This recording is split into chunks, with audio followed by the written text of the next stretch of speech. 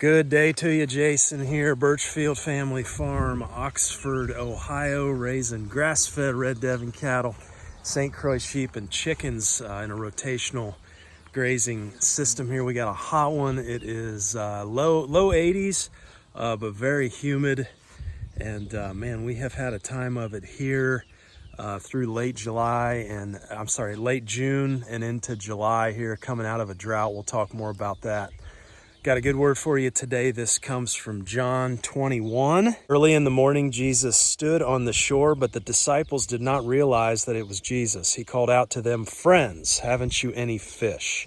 "No," they answered. He said, "Throw your net on the right side of the boat and you will find some."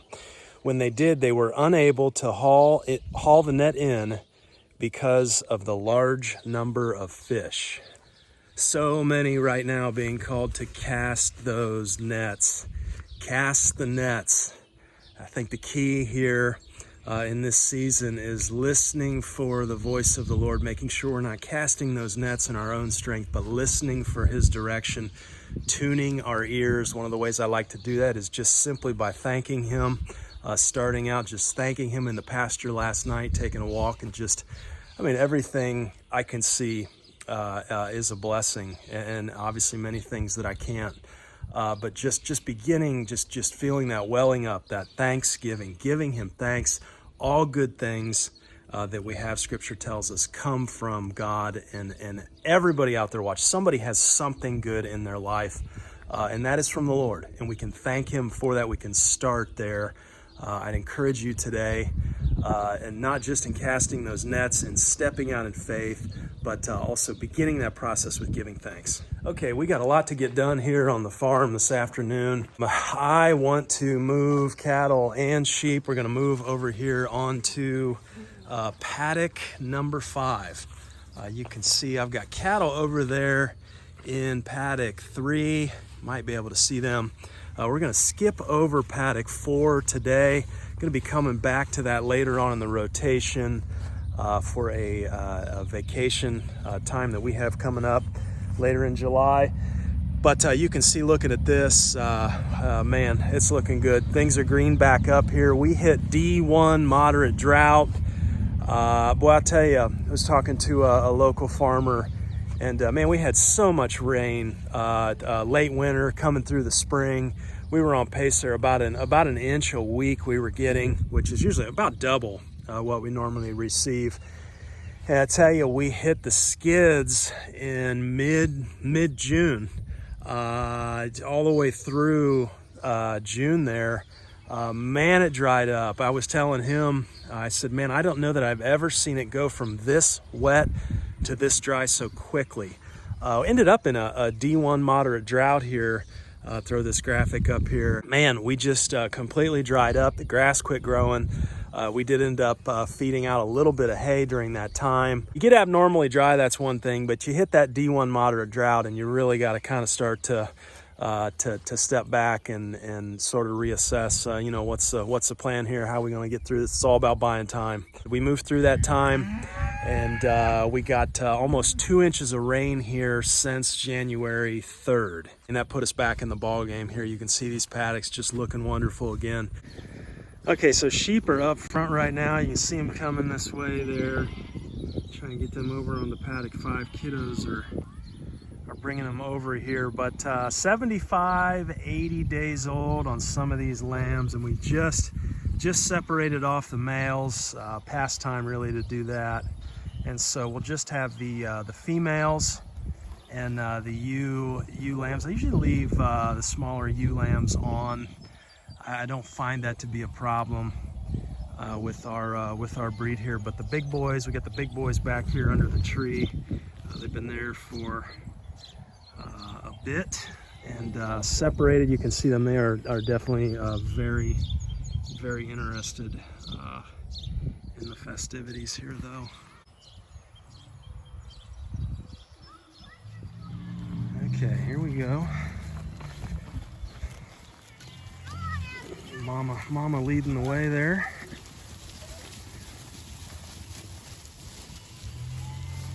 Okay, looking good. Push them up, guys. Okay, And in they go here. Cattle are gonna be extremely jealous anytime they see the sheep move. Yeah, there we go. Anytime we see the sheep moving and they don't get to, it's a honk fest. That's okay. You guys are next.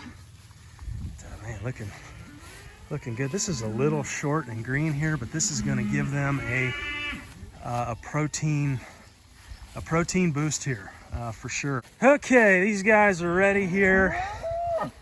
Again, going from paddock 3, we're going to skip 4.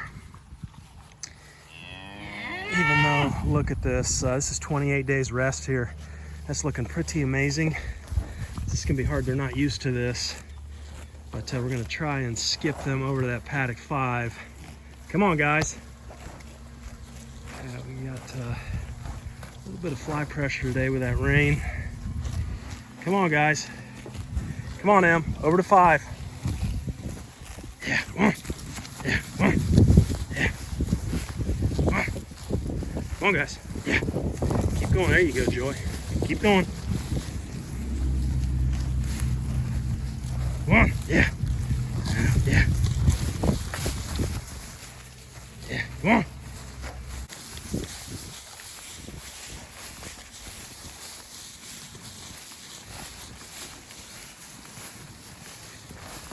Just pretty amazing stuff here. I know it's good. We'll come back to this. Look at that red clover. She's chomping down on there. Look at that. Amazing. Okay. Now, the boys don't want to be good listeners today. Let's circle back here. Come on, Pat.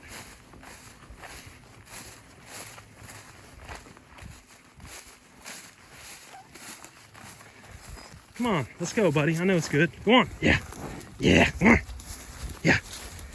Oh, yeah, my girls are gone. Where'd they go? Go on, Hank. Go on. Ooh, did you see that little kick? Woo!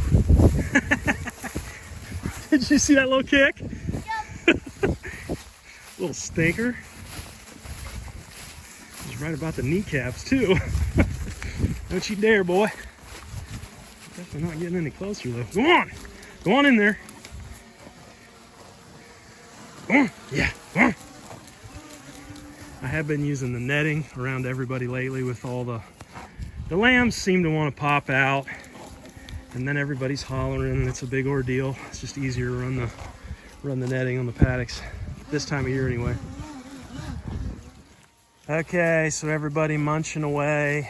That hollering that you hear in the background, that's the rams over there separated from ewes now. You can see the ewes don't seem to mind it, but rams will have a rough night here, but that's just the way it goes on the farm. They will adjust here after about 24 hours. Everybody will be good.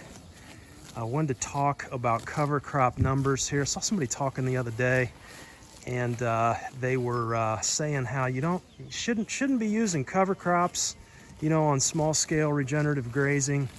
Too expensive. You ought to be putting down carbon, and I'm assuming they meant carbon in the form of hay. It sounded like, put that hay down rather than the cover crop. And I thought, that's an interesting question to ask. What are the numbers? And this channel was not giving those. I thought, we do cover crops here. We do it for grazing, and I've run numbers before. And for us, on our scale, it makes sense. And basically, we go with green cover seed, makes a warm season grazing mix. And I love that mix. Several different species that we do here with that warm season grazing mix. But I'm not affiliated with Green Cover Seed. I just have enjoyed their seed. It's been a great product every time we purchased it. And with that warm season grazing mix, as we head into the numbers here, they're recommending about 45 pounds an acre if you're going to broadcast seed. And so we're running these quarter acre paddocks. I figure that's about 12 pounds, right, for a quarter acre paddock. And so let's get into cost and compare that to hay here. At 12 pounds per quarter acre paddock, I got 60 pounds of that stuff in for, it was right around $131 and some change. That's about $2.20 a pound. About $26.40 is what it cost me to broadcast this on a 1/4 acre. And we got a little broadcast seeder, no big deal. You could probably throw it out by hand to make hand seeders you could use too, I'm sure. But $26.40 to cover crop seed. You know, we're not drilling it, nothing fancy, just the broadcaster. And, you know, we'll come behind them about this time of the year. And then I can typically get, in the grazing then thereafter, the passes we do, which are typically another 2 to 3 passes, we'll get another day on top of. So the perennial pasture 1/4 acre provides us with a day of grazing. The cover crops will provide us with another day of grazing on top of the pasture. And so we get 2 days of grazing out of each pass. Now, let's do the numbers on hay. Let's say I've got close to 10,000 pounds of live weight animal here. Well, at 3% a day, you know, that's going to be about 300 pounds of hay. 50 pound square bale, you're looking at about 6 square bales a day. In our neck of the woods, square bales are about $6 a piece. So just to do 1 day with squares, you're looking at $36, okay, in hay. So, you know, you compare that now with our cover, we're gonna come back and we're gonna get 2 to 3 grazings. Let's be conservative and say we only get 2 days grazing off of that $26.40. You know, if you compare that to hay, you're looking at $72, a $72 cost for 600 pounds of hay versus a $26.40 cost to the cover crop. Now, the cover crop is an annual, so you're gonna lose it after it freezes, you know, frosts, all that kind of stuff. But that's not, we're not even getting to soil health benefits, which are significant with diverse cover crop mix. And so, you know, I think it's a fit. It's a fit for us all the way around when you run the numbers. Now, I know some people probably say, well, you know, I use round bales and, you know, whatever. Well, you know, you figure it round bale wise, we're paying about $100 a ton. And, you know, we're going to need 600 pounds of hay. You know, half of one of those round bales, we're paying $60 a round bale. So, you know, that'd be $30 for 2 days worth of hay. If you're buying rounds, you're buying in bulk. You know, rounds are going to be cheaper, harder to handle, at least on a small scale. But you know, you're still looking at $30 for that hay cost for 2 days, whereas, you know, we're coming in at $26.40 on the cover plus the soil health benefits. And so I say all that to say, you know, cover crops make sense for us. Now I will say this. Well, I did notice this year we tried cover cropping over the winter and even the spring on some of our worst paddock back there, paddock number 1, where we were running the chickens trying to improve that ground. I did seed that before we had the chickens back there, and I was thinking, well, yeah, you know, soil health, and we'll get the cover crop going, and that'll help us on that, you know, that paddock that's not as good in terms of soil health. And I think it would, but it was just very, very hard to get the cover crop started and going. Look at him there, tearing into that mix. So that kind of brings me to my point here, though. With paddock 1 at least, over there, I think you've got to have another way to get the cover crop going. You've got to stimulate that seed and really get the cover crop established to really see those benefits. Man, she is going to town. So what we did here, and my idea was, you know, let's take our 100 meat birds, which at the time were running in the tractor. They're done now. We had a really good season on those, and let's for 4, I think we did 4, maybe 4 or 5, starting where the lamb's at there, 4 or 5 squares, 10 by 12 squares. That tractor's a 10 by 12. And we just seated directly behind that chicken tractor. And, you know, I know that conventional thinking is, oh, you know, manure from 100 chickens that's going to be hot. It's going to burn the plants. It's going to burn the seed, blah, blah, blah. That it definitely did not. That we had a beautiful stand. And that was coming through drought. A lot of this popped up. And so you can see here just a little bit of everything here. Sunflower, buckwheat, you know, sorghum in there. You've got mung beans, you know, the brassicas, a little bit of everything. And man, animals are just loving it. So I say all this about cover crops to say, number one, for us in our context, it does make sense to use some covers. And number two, having a biological stimulant or a way to sow those covers and to really get them going here. I'm really excited about the use of that chicken tractor. And you know, just coming out, we're out here anyway feeding chickens, and so every day, you know, you move the tractor and you sprinkle down a little bit of cover crop seed behind them. And I'm really excited to see, you know, can we, I was talking to my wife a few nights ago, and it's like, you know, the farm really is about systems. You know, it's the development of different systems and then tweaking those systems. You know, there's a sheep system, a cattle system, a mineral system. You know, we do maple syrup. There's a system to that. But I think we've had some success with trying to develop and improve the systems. And, you know, I mean, goals are good, but I think when we take a systems approach in improving those systems and finding systems that work for the small farm, I think we've had some pretty good success going that route. And so, you know, cover cropping is just one more tool, I think, in the tool belt of the small grazer, and definitely a fit here with multi-species grazing. You know, getting us the additional grazing at a time of the year where you know, it really can be sparse, you know, on the forage.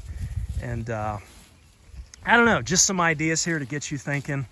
I don't know, let us know what you think. Cover crops on a small scale, do they work for you? How's your context different, and what have you observed where you're at?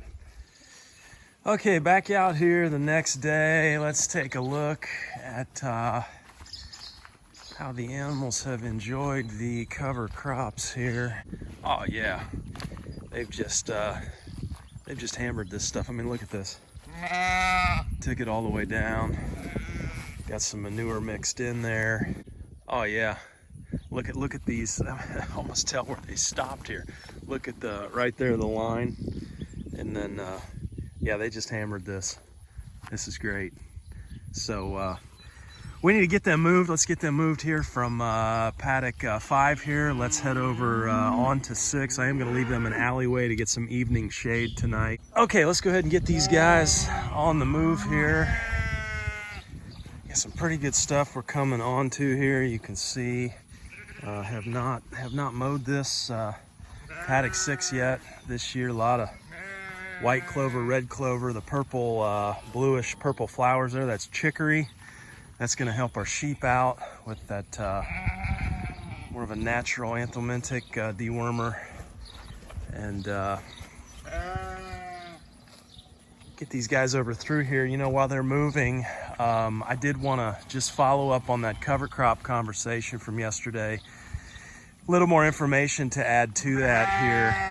You know, one other way we can think about this is, I know there's a lot of folks watching doing, you know, 3, 4, 5, 6 acres, you know, that you're grazing, or little smaller patches of grass. And I do think that cover crop works well in these smaller types of grazing applications with the ruminants, simply because we don't have to expand out, right, for more acreage. We can, with the cover crop, what we're doing is we're going up, and going up with more forage and biomass, growing vertically, really. I mean, you think about a sorghum plant.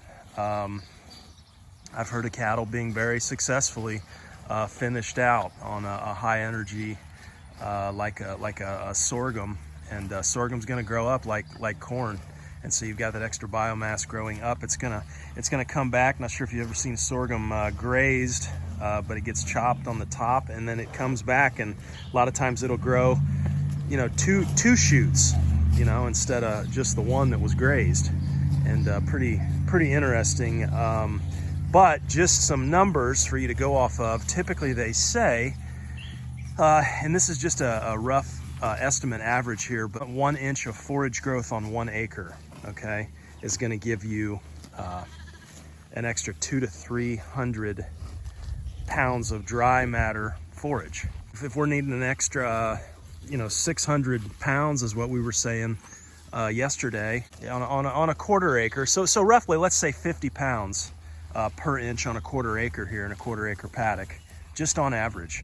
When that cover crop gets to be about a foot tall, on average, if on average a foot tall, so looking across and you got a foot of growth, which really, with what I've seen before and some of the footage I put up here earlier, you saw the calf on cover crop we did last year that was 3 and 4 foot tall. But on average, just having 1 foot of growth is going to give you that 600 pounds and potentially that extra day of grazing per rotation. And again, doing that twice really is all it takes to really come out good on the numbers side, as we've talked about. And so I just want to make those points. Really, rather than expanding out acreage wise, we're going up, and then also 1 inch of forage per acre, giving you that 200 to 300 pounds of dry matter forage. Gives you kind of some more numbers to go off of as you back into the cover crop grazing here. But I think the next thing to talk about or think about is really the timing of this. And you might be saying, well, if it's so great, why don't, when the weather turns nice, why don't you just sow everything in cover, right? When the spring hits, they put a bunch of cover crop out and do it all year. Why do you just do it this time of year? Well, in the spring, everything is just growing like crazy and we can't even keep up. And so our rotation in the spring, and we've talked about this, Andre Voisin's book, Grass Productivity, we trek pretty well about exactly with what he says in there on your May and June rotation is about 18 days. 18 days of rest per paddock is about right. Again, you're wanting to keep your grass growth at the top of that sigmoid curve, okay, and not knock it back, not overgraze. And then you're going to maximize your forage production. So in the spring, we really don't need the cover, is the point. And so I again, that's what kind of excites me about the chicken tractor and throwing this down behind the chicken tractor, because I think about when we start to slow down right on about mid to late June, I think that's when you get this stuff out, to be honest, because that's going to give you, Voisin's book, Grass Productivity, is saying 18 days in May and June, or in the first part of June anyway, more like, for us, I'd say late April and through May.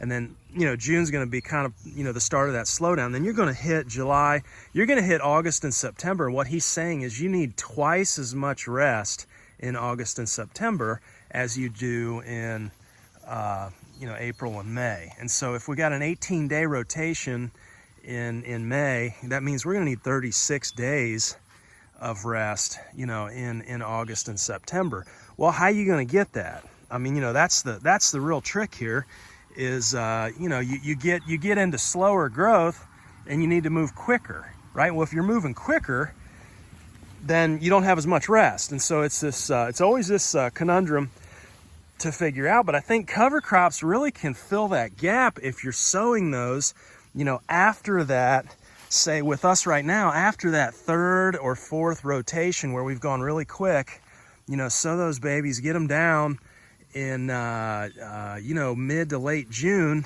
And then you come back, on that next rotation or the rotation after that. And, getting into August and September, and you've got really, really great stands of extra biomass. And, then you can legitimately stay 2 days on a paddock instead of 1. And so that's going to get you your extra rest that you need too. So I totally think there's an effective strategy there for the timing on small acreage. But that's kind of why I don't sow them, just right out of the gate in spring. I mean, we've perennial pastures just going nuts, and just don't really need it. And so it's all about your goals and your processes and systems and what you're trying to do.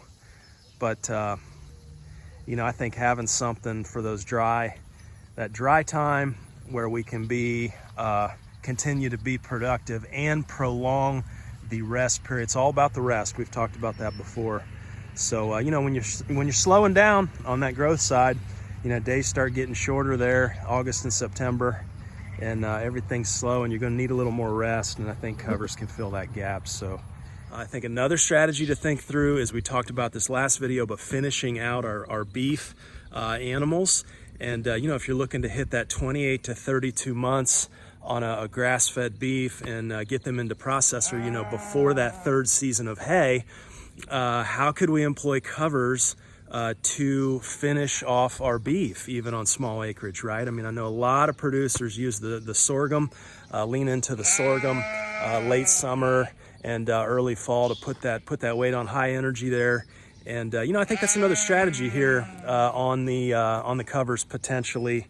But you know, all depends on your goals, processes, and what you're trying to do here. But covers seem to work for us. So hopefully this gives you some ideas and some additional tools wherever you are. I hope you're blessed today. Be at peace, and we'll talk to you next time. Take care.